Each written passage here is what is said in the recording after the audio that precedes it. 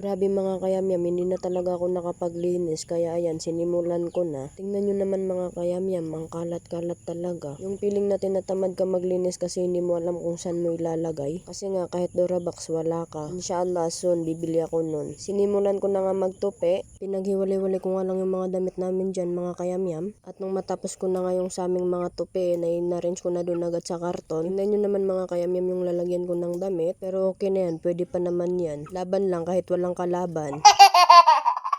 Nilagyan ko nga lang yan ng emoji mga kayamyam kasi kitang kita pala yung buhok ko sa likod. Sa sobrang haba parang Rapunzel. Simula nga nung naging content creator ako ay tinatamad na ako maglinis at maglaba. Pati nga yata paghugas ng plato ay tinatamad na talaga ako. Minsan lang talaga ako sinisipag mga kayamyam. O alam kong relate din dyan yung mga kapwa kong content creator.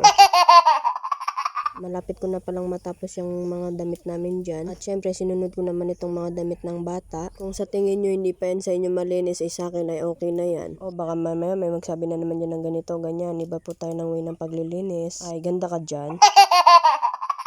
At ayan na nga mga kayamyam, medyo maliwalas na tignan. At sinunod ko na nga itong higaan namin ayusin. Grabe, sobrang kalat talaga mga kayamyam. At ayan na nga siya mga kayamyam, hindi ko na pala na-videohan kung paano ko inilinis. Malapit na nga matapos tong video na to mga kayamyam. Yun lang guys, thank you for watching. Bye-bye!